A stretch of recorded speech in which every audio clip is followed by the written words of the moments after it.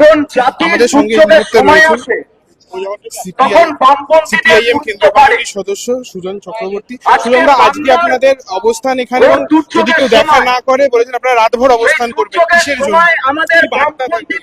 দেখুন, নির্বাচন কমিশন ছ্যাবলামি করছে, একদম ছ্যাবলামি করছে। বলে কটাক্ষ করে ভোটার বাদ দিয়ে ভোট হয়। এখন একটা তালিকা করেছে রাজ্য সরকার, সেও কিছু করলো না, এডুকেটেড হয়ে গেল। ফলে ভোটার লিস্টে নাম আছে, হয় সে বৈধ, নাহলে সে অবৈধ, হয় সে বৈধ, নাহলে সে বাতিল।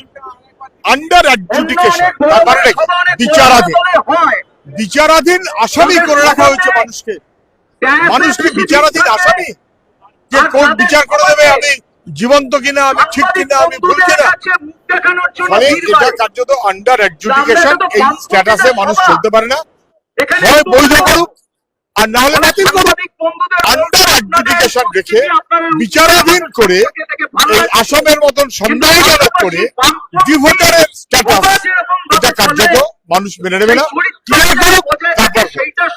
আসামে যেমন বকলমে এনআরসি, এখানেও কি সেই এসআইআর এর মাধ্যমে এনআরসি বারংবারই কথা বলেছেন এবং এসআইআর এর বিরোধিতা করেছেন?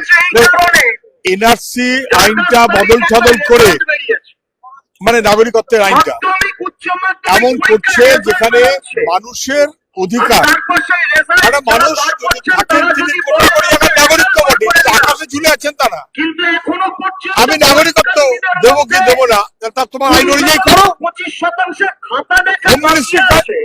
হোম মিনিস্টার সে কাজটা করবে না, নির্বাচন কমিশন কাজ নয়। নির্বাচন কমিশন বলবে ভোটার কি ভোটার না। 2000 দিয়ে নাম ছিল, হ্যাঁ থাকবে। 2024 নাম ছিল, 2021 নাম ছিল, হ্যাঁ থাকবে। অথবা তাহলে বলবে থাকবে না, থাকবে না বললে সে আবার দরখাস্ত করতে পারে। এখানে তার নাম লিখে দেওয়া হলো না বৈধ বলে, তার নাম খারিজ করা হলো না, যাতে সে অ্যাপ্লাই করতে পারে।